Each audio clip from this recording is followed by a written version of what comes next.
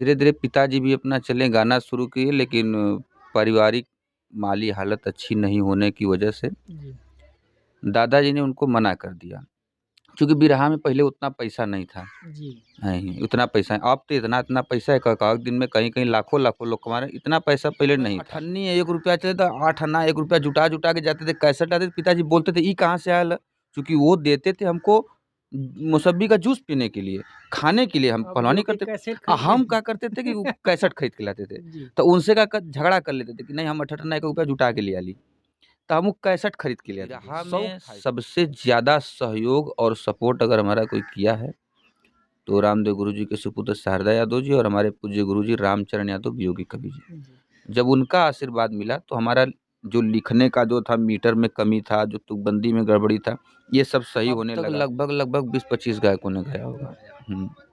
नए पुराने बड़े-बड़े गायक भी गाए, इससे ज्ञानी-उनी भैया हो गए और शारदा भैया हो गए, बड़े गायक जैसे ये लोग हैं। ये लोग में बीरूलाल यादव सब तमाम कलाकार लोग गाते हैं, आज भी गाते हैं। साथियों नमस्कार, आप देख रहे हैं न्यूज़ 9 सच तक। मेरा नाम है शेषनाथ बिन।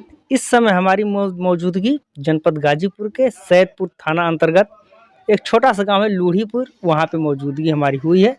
हमारे बीच एक ऐसे शख्स हैं, पहले तो बिरहा गाना लिखते थे, अब गा भी रहे हैं, अब गाना चालू कर दिए गाने के लिए।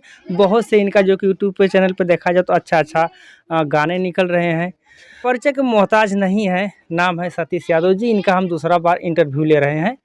हमारे चैनल में आपका स्वागत है। बहुत-बहुत धन्यवाद आपका और हम बड़ा गौरवान्वित हुए कि आप हमारे यहाँ आए और हमसे कुछ बात करने योग्य आप हमको समझे। इसके लिए आपका बहुत-बहुत धन्यवाद और आपके चैनल पर जितने भी दर्शक हमें देख रहे हैं सबका बहुत-बहुत धन्यवाद। सतीश जी, जैसे कि पहले आप सिर्फ बिरहा गाना लिखते थे, बहुत से लोग गाए भी हैं। अब सुनने में आ रहा है, क्या देखने को मिल रहा है कि आप बिरहा गा भी रहे हैं, क्या वजह है? नहीं, वजह इसमें कुछ नहीं है। ऐसा है कि बिरहा एक प्रकार से अगर देखा जाए तो ये हमारे खानदान की विरासत है। जी। हमारे दादाजी गाते थे, स्वर्गीय श्री भग्गन यादव जी, जो कि उस समय पत्तू गुरु अखाड़े के सोहित खलीफा थे, बहुत बड़े गवैया थे। तो उनके साथ में संगत करते थे जिनको टेरिया कहते हैं। तो धीरे-धीरे उनके साथ उसी सब प्रेरणाओं के साथ-साथ हमारे पिताजी भी थोड़ा बहुत गाना शुरू किए। तो पिताजी धीरे-धीरे गाना शुरू किए, उनका कुछ शादी-विवाह में और ऐसे जैसे पहले होता था ना कि कहीं बारात जाती है तो 1 दिन 2 दिन बारात रुक जाती थी। जी। तो उस समय बारात अब 1 दिन रुका तो क्या दिन में बिरहा हुए तो संजा का कबड्डी कलैया हो तो कुश्ती हुए तो जोड़ी फेरा। तो उस समय पिताजी गाते थे और कुछ बारात-वारात में भी गाते थे। तो इस तरह ये होता है कि हमारे दादाजी संगत कर रहे हैं, बिरहियों का संग भी था और कुछ-कुछ गाते भी थे, थोड़ा बहुत गाए मंच पे भी गाए थे। तो उसी पैटर्न पे धीरे-धीरे पिताजी भी अपना चले गाना शुरू किए, लेकिन पारिवारिक माली हालत अच्छी नहीं होने की वजह से दादाजी ने उनको मना कर दिया। चूँकि बिरहा में पहले उतना पैसा नहीं था। जी। नहीं, उतना पैसा है। अब तो इतना-इतना पैसा है कहावत दिन में कहीं-कहीं लाखों-लाखों लोग कमा रहे हैं, इतना पैसा पहले नहीं था। तो पिताजी को दादाजी बोले कि ऐसा नहीं कि बिरही बिरहा छोड़ा, आई कुल बिरही बिरहा काम ठीक ना, कोनो काम धंधा करा। तो अपना काम धंधा करने लगे, लेकिन बिरहा के प्रति लगाव जो था उनका गाने का वो कभी ख़त्म नहीं हुआ। वो उसको पकड़ के उसको पकड़ कर चलते रहे और आज भी बिरहा तो ख़ैर छूट गया, दादाजी ने मना कर दिया तो छूट गया, लेकिन आज भी ये स्थिति है कि जितना आजकल के कलाकार लोग बिरहा गा रहे हैं, किताब देख कर के, कॉपी देख कर के ये सारी चीज़ें कर रहे हैं, लोग गा रहे हैं और उससे इतनी ऐसे-ऐसे शब्द, ऐसे टेढ़े-टेढ़े शब्द, ऐसी चीज़ें जो उनको मुँह ज़बानी याद है। लगभग 50 साल की लिखी हुई चीज़ और जो बिना लिखी हुई सुनी ज़बानी सुने और ज़बानी याद कर लिए। तो धीरे-धीरे गाते थे और हमें भी बचपन से ही रामदेव गुरु जी का बिरहा सुनने का बहुत शौक है। मैं और किसी की सुना ही नहीं। तो होता है ना जैसे कि एक कुछ अंशीय चीज़ होती है। तो पिताजी भी गाते थे, उसी में धीरे-धीरे अब साथ ही में चूँकि संगत से गुण होत है, संगत से गुण जात। तो रामदेव गुरु जी का बिरहा सुनता था, मन में भाव रहता था कि अगर वैसा मौका मिले तो हम भी गाएँगे। लेकिन सुनते समझते धीरे-धीरे यहाँ तक चले और कुछ-कुछ लिखना चालू किए। पहले मैं बिरहा-उरहा के लिए बस सुनता था, मैं उस लाइन में नहीं था। रोकना चाहेंगे आपको सतीश जी, क्योंकि दादाजी ने आपके पिताजी को मना किया था ना बिरहा गाने के हुँ, लिए, हुँ। लेकिन आपके पिताजी आपको नहीं मना किए जब आप बिरहा सुन कर के रामदेव जी का आगे जब प्रगति पे निकले, उसी रास्ते पे निकल रहे थे, आपके पिताजी आपको नहीं बोले? नहीं, ऐसा है कि हम बचपन से गाना नहीं शुरू किए थे। जी। हाँ। हम बचपन से बिरहा शुरू नहीं किए थे, शौक तो था, सुनते थे। हमारे पिताजी का बहुत शौक था हमको पहलवान बनाने का। जी। और जब मैं साढ़े 3 साल का था तो हमारे दादाजी का स्वर्गवास हुआ और पिताजी हमें लेकर बनारस चले गए। तो धीरे-धीरे शिक्षा-दीक्षा भी बनारस में हुई, तो उनका मन था पहलवानी पहलवानी करवाने का और हमें पिताजी लेकर के बनारस गया सेठ अखाड़ा हमारे पूज्य गुरुजी मनोहर पहलवान जी के यहाँ गए जी। और मैं वहीं पे पहलवानी करने लगा धीरे-धीरे। हाँ, शौक चूँकि पहलवान का बिरहिया से और बिरहिया का पहलवान से, थोड़ा मेल खाता है। ये मेल आज से नहीं, ये कल्पना ही नहीं हम मैं कर सकता हूँ, कोई नहीं कर सकता, ये कितने पहले से मेल खाता है ये। जी। तो मैं वहाँ पर रहता था, लड़ता था, ठीक-ठाक था सब कुछ और पिताजी मेरे लिए बहुत संघर्ष भी किए। जी।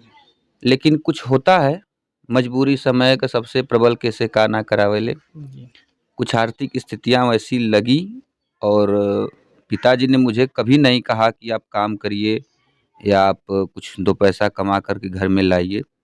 लेकिन मुझे अंदर से ऐसा लगा कि कुछ करना भी चाहिए क्योंकि नौकरियों में डोनेशन की भी माँग है और मैं उस योग्य भी नहीं बन पा रहा था। कहीं न कहीं कुछ मजबूरियाँ भी आड़े हाथे आ रही थी, लेकिन जितना संघर्ष था पिताजी मेरे लिए बहुत करते थे, बहुत किए भी और मैं काम करने लगा धीरे-धीरे। एक बनिए की दुकान पर नौकरी करने लगा।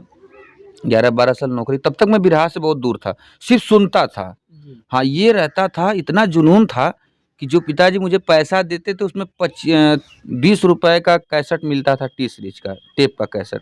उसको तो खरीदते थे। हम उसमें अठन्नी ₹1 चले तो 8 अन्ना ₹1 जुटा-जुटा के जाते थे, कैसेट आते थे, पिताजी बोलते थे, "ई कहाँ से आयल?" चूँकि वो देते थे हमको मौसम्बी का जूस पीने के लिए, खाने के लिए हम आप पहलवानी लोग के करते कैसेट खरीदते हम थे। क्या करते थे कि वो कैसेट खरीद के लाते थे। जी। तो उनसे का क झगड़ा कर लेते थे कि नहीं हम 8 अन्ना ₹1 जुटा के ले आली। तो हम वो कैसेट खरीद के ले आते थे, जी। शौक था इतना उसका। तो धीरे-धीरे ये सब सुनते-सुनते 11-12 साल वहाँ काम किए। काम करने के बाद धीरे-धीरे गाड़ी अपना भगवान चलाने लगे आगे, तो अब पहलवानी से दूरी बनने लगी क्योंकि जब काम करने लगे तो 2 पैसा आने लगा। तो पहलवानी तो छूटते जब रहे। 2 पैसा आने लगा तो कुछ भाई मदद मिलने लगा। तो ऐसे-ऐसे लेकिन पिताजी हमेशा विरोध किए कि नहीं काम मत करा तू लड़ा।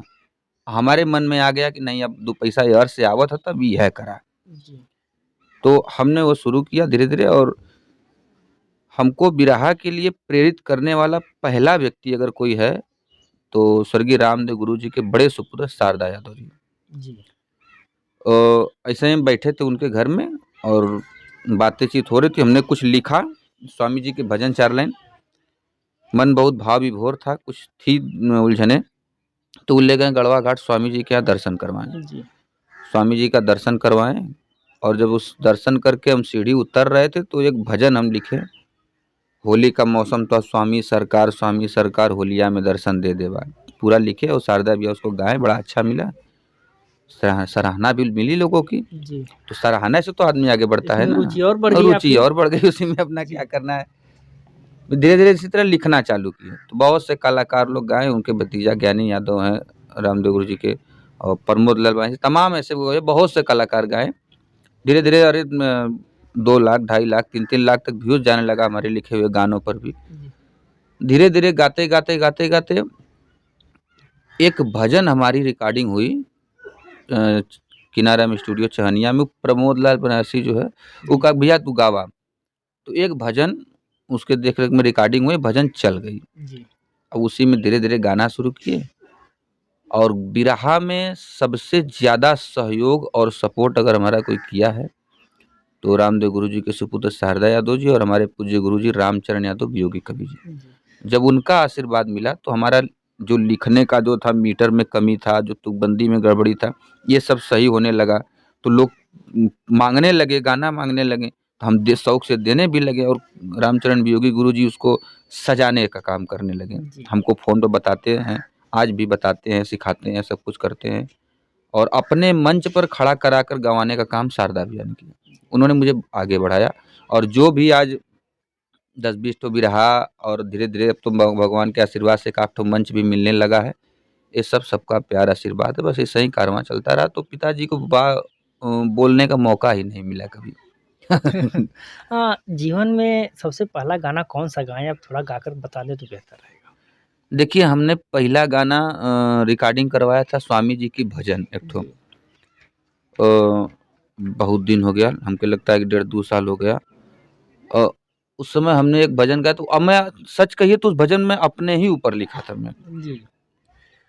फसल माया में जिउआ देता आप उबार स्वामी सच्चा हो दरबार स्वामी जी। माया नगरी की जो मोह माया ये कुल से हम जैसे लगता है ना कि कवि का भाव होता है, तो हमने वो भजन उस भजन में कुछ निर्गुणी भाव भी था और हमने लिखा अभी भी यूट्यूब पे है। हमारे ख्याल उस समय गाए तो 5-6 हज़ार चल गई और उतने हमारे लिए बहुत हो गया, उतना ही बहुत हो गया। आपका लिखा हुआ बिरहा अब तक कितने गायकों ने गाया होगा? अब तक लगभग 20-25 गायकों ने गाया होगा।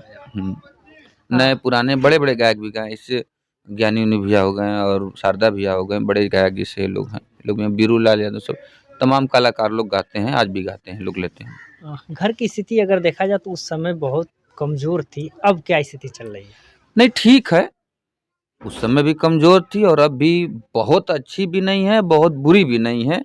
हाँ, ठीक है, ये है कि संघर्षमय जीवन है और माता-पिता और बड़ों के आशीर्वाद से जो भी संघर्ष आते हैं वो टल जाते हैं। दुश्वारियाँ आती हैं, टल जाती हैं।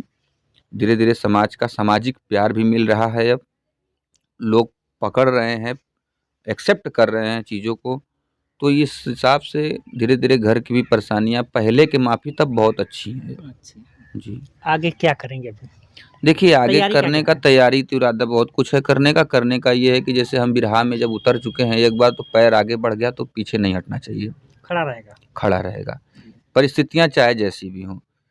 तो अब उतरे हैं, बिरहा गा रहे हैं, तो बिरहा में कुछ अच्छा करने की सोच है। जी। और अच्छा हम क्या करेंगे बड़े-बड़े कलाकार पड़े हैं लेकिन सोच एक ये है कि बड़ा कलाकार हो या छोटा कलाकार हो, अच्छी सोच लेकर के अगर समाज में आगे बढ़ेगा तो एक दिन बड़ा भी उसके पीछे-पीछे ज़रूर चलेगा।